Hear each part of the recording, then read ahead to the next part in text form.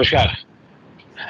अ, पिछले 2-3 सालों से हम सबको घाटी और जम्मू कश्मीर को लेके बहुत अच्छी खबरें सुनने को मिल रही थी। माहौल बदल रहा था। 370 हटने के बाद वहाँ की स्थितियाँ बिल्कुल बदलती दिख रही थी। ग्राउंड रिपोर्ट भी बहुत अच्छी आ रही थी। इंफ्रास्ट्रक्चर के काम बहुत अच्छे हो रहे थे या हो रहे हैं और लोगों का भी जाना-आना खूब हुआ, पर्यटक खूब आने-जाने लगे। डल झील जल झील का जिस तरीके से वहाँ उसके आसपास या श्रीनगर के आसपास तो छोड़ दीजिए, मैं खुद अभी हाल ही में 5-6 दिन वहाँ रहा जम्मू कश्मीर में। 10 तारीख को ही वापस आया था और पूरे इंटीरियर में एक से एक इंटीरियर के बिल्कुल इंटीरियर के इलाकों में, चाहे वो अनंतनाग हो, चाहे बारामूला हो, चाहे वो आगे और का हिस्सा हो, सब में बहुत खुशहाली भरा माहौल देखने को मिला। लोगों में बहुत उत्साह था। लेकिन परसों रात में जिस तरह से आतंकवादियों ने घात लगा करके और एक क्या कहा जाए सूचनाओं के आदान प्रदान में कुछ गड़बड़ हुई और उससे 2 सैन्य कर्मियों की और जो अफसरों की और एक डीएसपी की पुलिस के की मौत हुई और भी कैजुअलिटी हुई। उसके बाद हालात को समझना बहुत जरूरी है कि स्थितियां कैसी हैं और क्या हैं। इस मामले में हमारे साथ बातचीत करने के लिए none other than general A K. Srivas साहब हैं। ए.के. श्रीवास साहब के साथ खासियत ये है कि इन्होंने अपने 40 साल के कैरियर में आधा से ज्यादा समय इस घाटी के आसपास, जम्मू कश्मीर के आसपास बिताया है और लीड किया है कई बार। तो कई बार के ज्यादातर वही। तो इसलिए से इनसे अच्छा बताने वाला कोई शायद ही कम लोग होंगे। लेकिन फिर भी इसको समझने की कोशिश की जाए कि हालात कैसे हैं। मैं जैसा समझ रहा था वैसे ही हालात हैं या उतनी शांति है या ऐसी घटनाएं होती रहेंगी तो कैसे हमें अपनी सतर्कता बदलनी होगी। बहुत बहुत शुक्रिया सर श्रीवास साहब, आपने नवोदय टाइम्स पंजाब केसरी के लिए समय निकाला।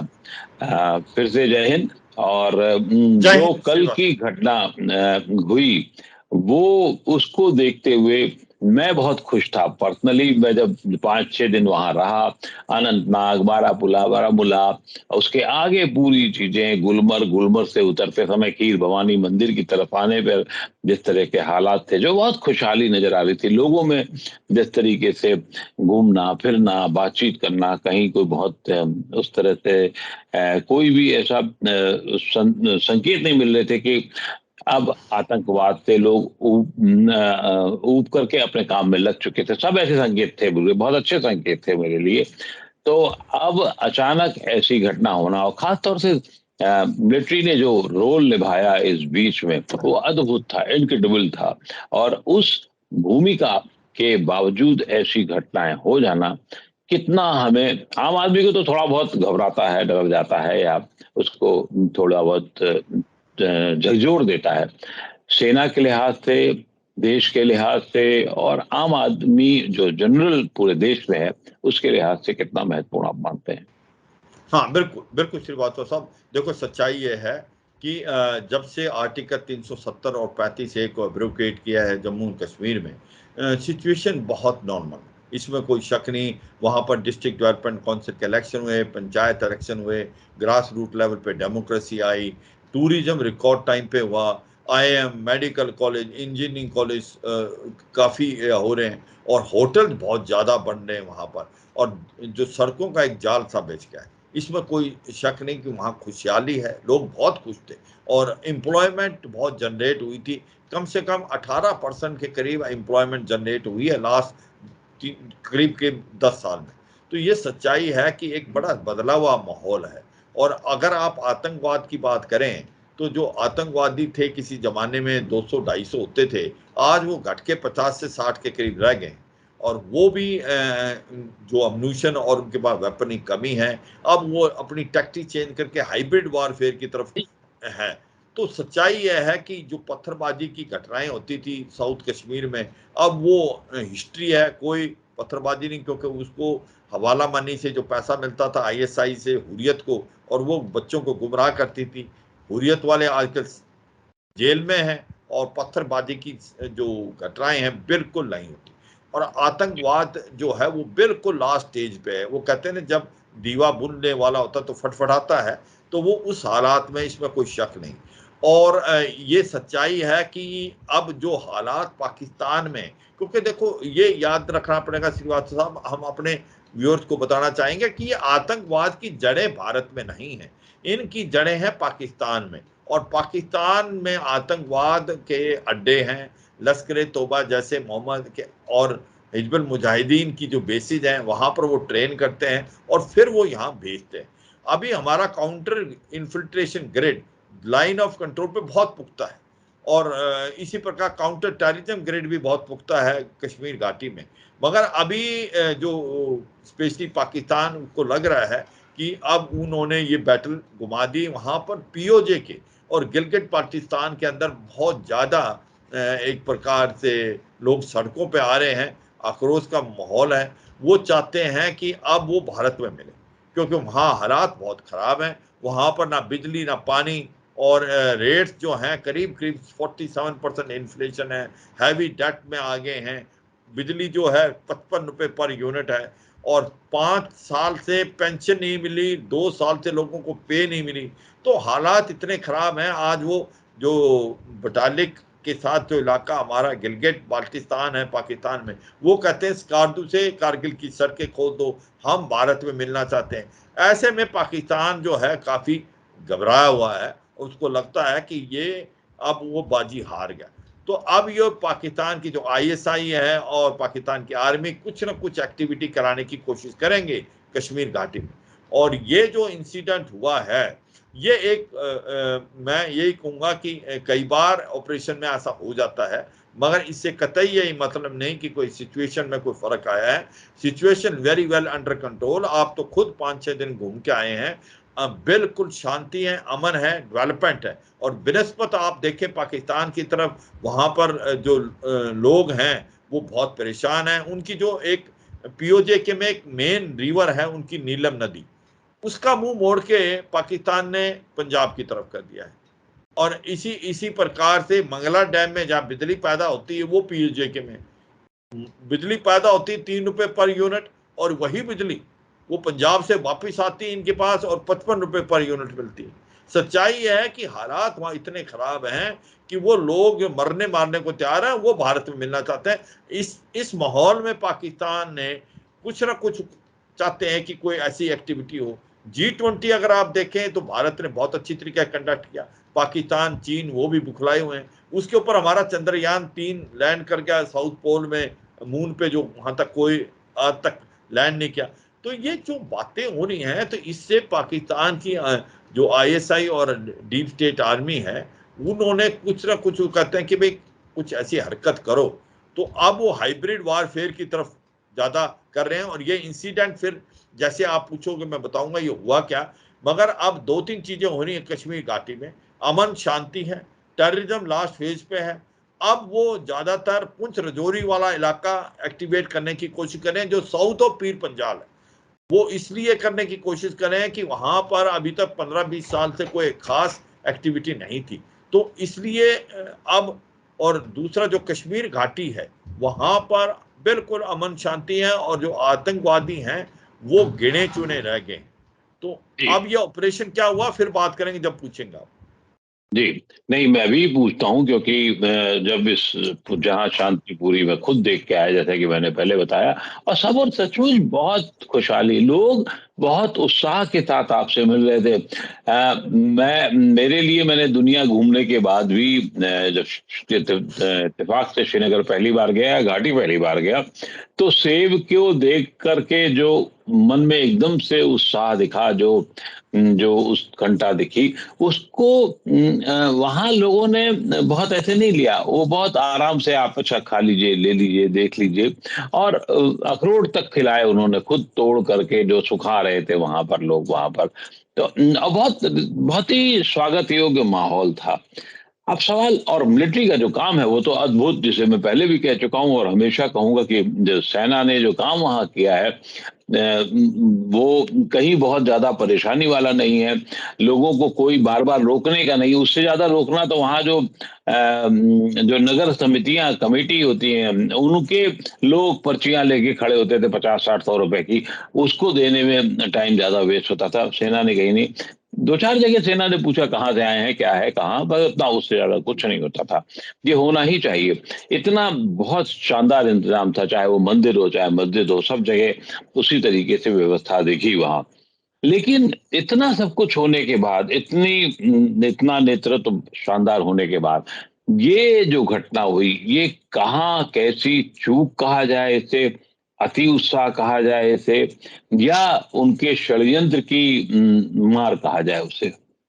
हाँ देखो, बिल्कुल सच्चाई ये है कि श्रीवास्तव साहब, जो आपने 3 पॉइंट बोले कि क्या ये एक प्रकार से कहीं चूक होगी या कहीं ना कहीं ये ऑपरेशन के अंदर पहले ही उनको पता था। हाँ, कहीं ना कहीं कमी तो रही है, मगर ये सच्चाई है कि जो ये ऑपरेशन हुआ, ये कोकरनाग का जो इलाका है अनंतनाग से 20 से 30 किलोमीटर के बीच में, जी। यहाँ पर पहाड़ी हैं और जंगल बहुत है।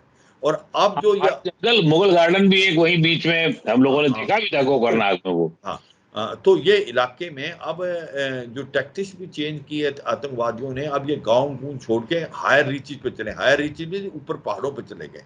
तो कहीं ना कहीं जब ऑपरेशन करती है फौज, तो इनके सोर्सेज भी होते हैं, जो सोर्सेज खबर देते हैं कि भाई वहां वहां पर जो पाकिस्तान से आए आतंकवादी छुपे हुए हैं, जिसको हाइड आउट बोलते हैं। तो ये खबर मिली इस यूनिट को कि भाई आतंकवादी जो हैं वहां छुपे हुए हैं, उनकी तादाद 3 से 4 के करीब हो सकती है। और ये बड़ा कॉमन है वहां पर। फिर ऑपरेशन लॉन्च किया जाता है, पूरा कॉर्डन सर्च किया जाता है, और फिर कॉम्बिंग ऑपरेशन।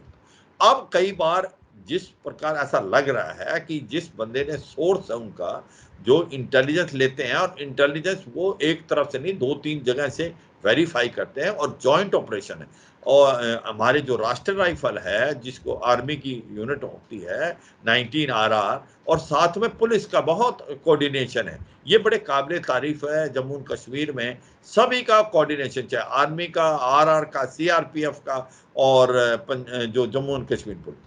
तो वहां पर जो बंदे ने सोर्स था, जिसने आपको इंटेलिजेंस दी, वो मुझे लगता है डबल क्रॉस करता है। उसने जो इंटेलिजेंस दी, आतंकवादियों को भी बता दिया कि ऐसे ऐसे आपके ऊपर ऑपरेशन। तो क्योंकि वो हायर रीचेज पे थे, पहाड़ पे थे, तो जब ये लीड कर रहे थे, देखो इसमें एक चीज देखना है श्रीवास्तव साहब, मैं अपने व्यूअर्स को बताना चाहूंगा, ये भारत की फौज है। यहाँ पर जो ऑफिसर लीड करते हैं, ये पाकिस्तान की फौज नहीं है जहां पर पीछे से हुक्म दिए जाते हैं। यहाँ पर कमांडिंग ऑफिसर, जो कर्नल मनप्रीत, और उनके कंपनी कमांडर मेजर आशीष, और जो उनके पुलिस के साथ जो ऑफिसर थे, DSP हुमायूं भट्ट, ये लीड कर रहे थे। तो सच्चाई है कि हादसा हुआ, वहां पर आतंकवादी वेट कर रहे थे, अम्बुश हो गया, और उसके अंदर जो पहली बुलेट्स के अंदर जो एक्सचेंज ऑफ फायर हुआ, तो ये कैजुअलिटी हुई, क्योंकि वहां पर, और उनको जो गोली लगी वो पैरों पे ज्यादातर लगी और पेट पे, मगर उनको इवैक्यूएट नहीं कर पाए। वो इसलिए नहीं कर पाए, एक तो गोलाबारी चल रही थी, बड़ा मुश्किल था उस समय। दूसरा कि वहां पर जो हेलीकॉप्टर है वो लैंड नहीं कर सकता, क्योंकि पहाड़ी और जंगल इलाका था, फॉयलेज इतना था कि ऑब्जर्वेशन ही नहीं थी। और जो तीसरा जो था, उनकी लाने में बड़ा प्रॉब्लम आ रहा था। तो इवैक्यूएशन में टाइम लगा। और इसका प्रिंसिपल गोल्डन रूल है, 1 से 2 घंटे तक अगर आप इवैक्यूएट बेस हॉस्पिटल तक पहुंचे गए, तो आज तक कोई नहीं मरा। मगर इवैक्यूएशन में इसलिए टाइम लगा, गोलाबारी चल रही थी, हेलीकॉप्टर भी नहीं आ सके।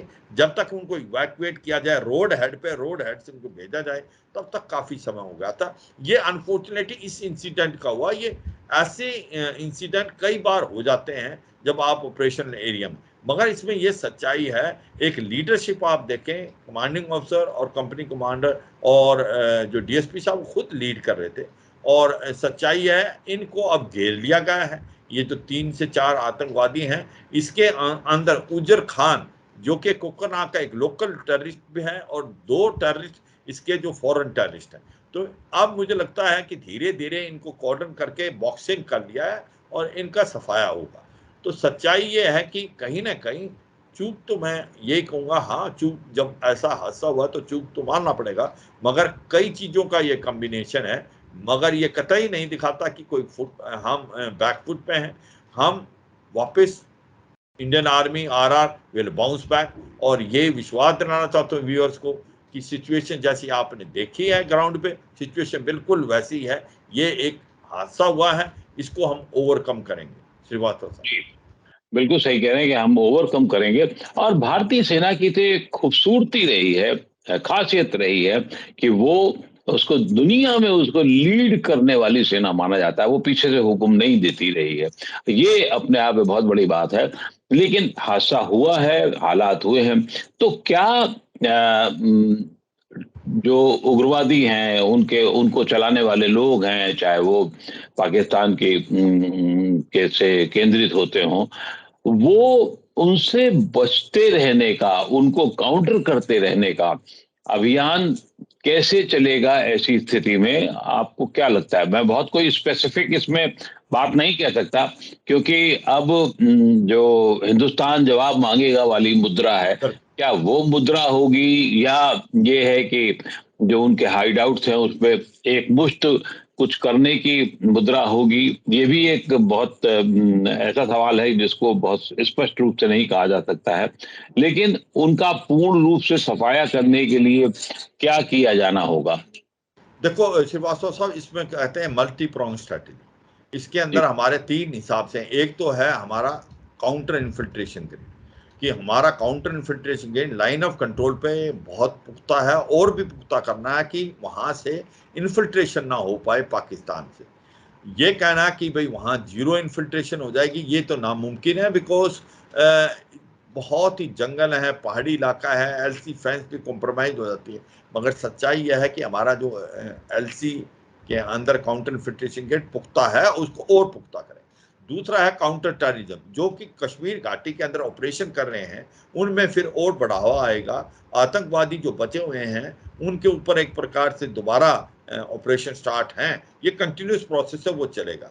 जो सबसे इंपॉर्टेंट चीज है कि जब तक आतंकवाद का सफाया पूरा नहीं हो सकता कश्मीर घाटी में, जब तक इसकी रूट्स और स्रोत को खत्म नहीं किया जाए। इसका स्रोत जो है वो पीओजे के में, वहां पर 10,000 के करीब अभी भी लश्कर तोबा जैसे मोहम्मद के आतंकवादी बैठे हैं, और वो लैस हैं उन वेपनों से जो अमेरिकन छोड़ गए थे अफगानिस्तान में।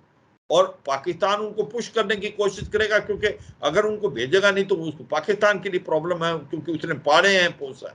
तो अब टाइम आ गया, जैसा बालाकोट किया था हमने पुलवामा के बाद, इस टाइप के ऑपरेशन करने पड़ेंगे। अब भारत के अंदर काबिल तो क्षमता है कि यहीं पर रह के लाइन ऑफ कंट्रोल से हमारे पास रफेल हैं, जिसके अंदर आपके पास स्कैल्प मिसाइल है, माइका मिसाइल है, हैमर मिसाइल है, इसी पर के MQ-9 ड्रोन भी आपको मिलेंगे, कि आप यहीं से बैठ के पाकिस्तान के जो ये अड्डे हैं जहां पर आतंकवादी हैं, जो कैंप है, इनको बर्बाद करना। क्योंकि जब तक वो बर्बाद नहीं होंगे तब तक आप स्रोत बंद नहीं होगा, क्योंकि वो आतंकवादी ट्राई करते रहेंगे। तो अभी आपको पाकिस्तान के अंदर घुस के, मतलब कि यहां से फायर करके पाकिस्तान के जो कैंप हैं उनको दोबारा डिस्ट्रॉय करना पड़ेगा, एक से नहीं कई। क्योंकि पाकिस्तान हब सेंटर टेररिज्म का, आज इंटरनेशनल टेररिज्म का हब सेंटर है। और अफगानिस्तान में जब से तालिबान आई है तो अल-कायदा, इस्लामिक स्टेट खोरासन, उसके बाद आपका तहरीक तालिबान पाकिस्तान, और इधर जो है पाकिस्तान के ये लश्कर तोबा जैसे मोहम्मद बिठा रखे। अब पाकिस्तान सबसे बड़ी प्रॉब्लम क्या है कि वो गुड और बैड टेररिस्ट मानता है। वो टेररिस्ट जो भारत की तरफ भेजता है उसको गुड टेररिस्ट बोलता है, लश्कर तोबा जैसे।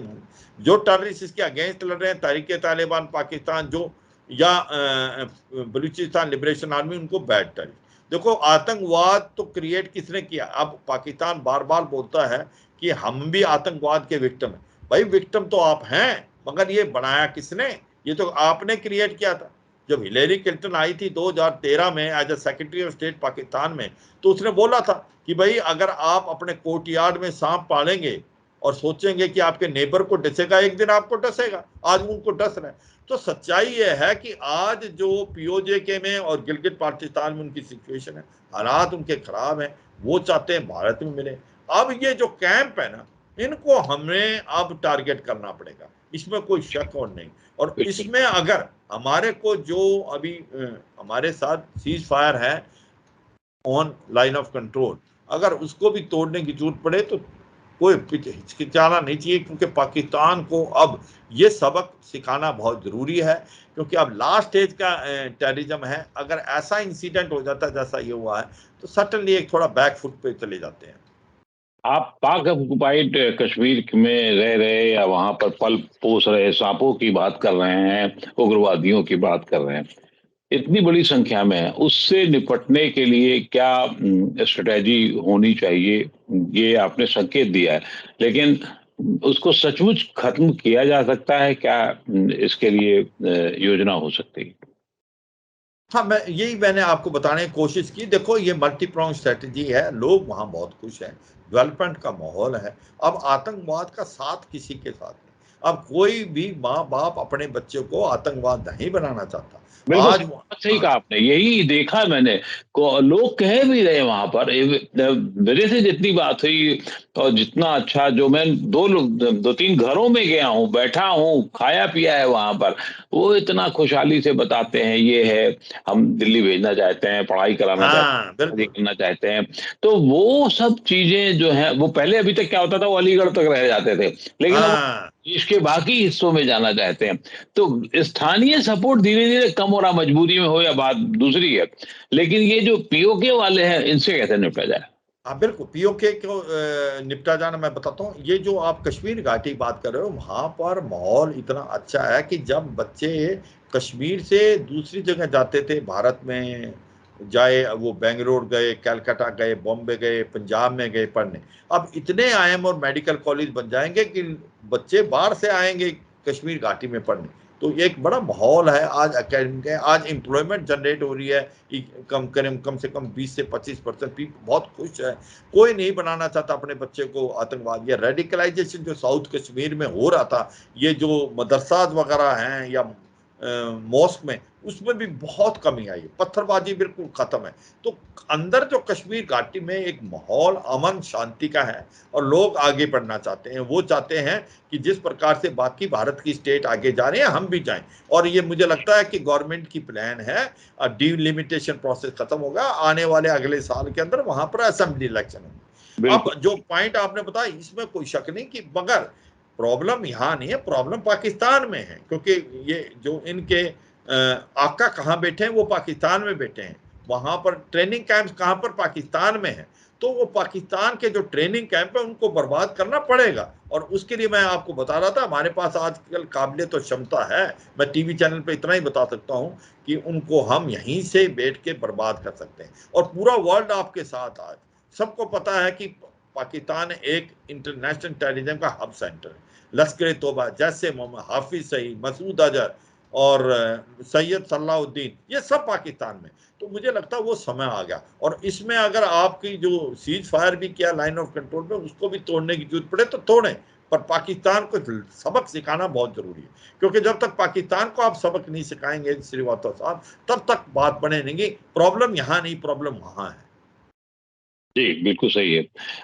हम उम्मीद करते हैं कि आने वाले दिनों में फिर से जो खुशहाली है वो तो है ही दिखेगी, और ये घटनाएं खास तौर से सीमांत प्रदेशों में होती रहती हैं, लेकिन दुखद हैं। ऐसा नहीं कहा जा सकता कि ये होती ही रहेंगी, लेकिन इस पर अब एक फाइनल अटैक के बारी की इंतजार में देश है, और हम उम्मीद करते हैं कि आगे भी कुछ ऐसा ही होगा। बहुत बहुत शुक्रिया जनरल साहब, आपने नवोदय टाइम्स पंजाब केसरी के लिए समय निकाला और बहुत गूढ़ बातें बताई। बहुत बहुत धन्यवाद। जय हिंद। जय हिंद श्रीवास्तव साहब।